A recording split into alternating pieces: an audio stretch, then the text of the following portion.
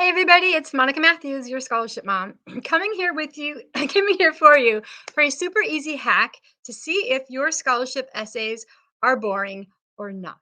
But you don't want the scholarship judges to be bored, right? So here is an easy way to tell if your essay is not boring and if you've answered the question completely. One of the main complaints that I hear from scholarship judges, because I love interviewing scholarship judges, I like to say, what are you looking for in your winners? How do you decide? What makes you say no?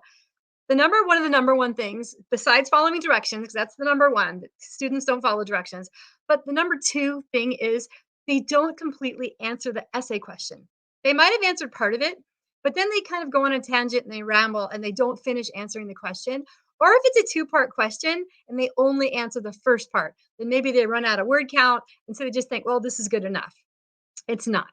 So here is the easy hack that you can do. So, students, you've written your scholarship essay. Give it to a person, a trusted person, a pair of trusted eyes. That's my T in my SMART method. And say, please read my scholarship essay, but I'm not going to tell you what the prompt or the question is. So when you give them the paper to read or you send it to them online, don't have the question at the top. Hopefully, you are in the same room or you can FaceTime because you want to see their facial expressions. So here we go. They're reading your scholarship essay. They're reading, and you're watching their face. Are their eyebrows raised? Did they chuckle? Do they seem confused? Do they look really bored? Do they have to follow with their finger because, like, for some reason, maybe the text was too small? Are they showing any kind of emotion? And then they finish reading it and they hand it back to you, and you say to them, okay, what was the question that I had to answer in this essay? If they tell you the scholarship question or the prompt, you know you've answered the question. So that's number one of two things to look for.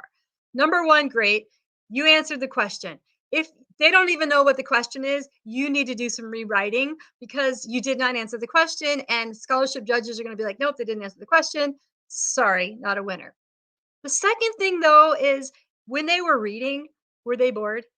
Did they ever change their facial expression? Or did they laugh with their eyebrows raised, like, oh, ha, or cool? Or did they smile at the end?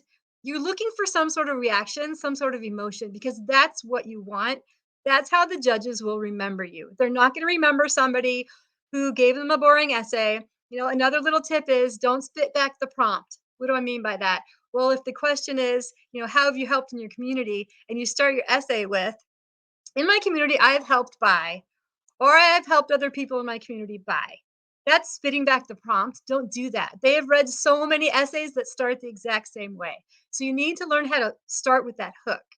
So if they look bored, even though you've answered the question, you have some rewriting to do because you want to elicit a response from the judges. So hopefully this hack has helped you, either students or parents.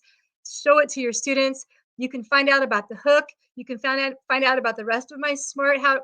What does it mean to apply SMART in my ebooks? How to win college scholarships, guides for parents and students, available at my website, how to with the number two winscholarships.com. I'd love to help you. If you have any questions, send me an email. My contact information is right on my website. And I'll put it below too. So have a great day and thank you for listening.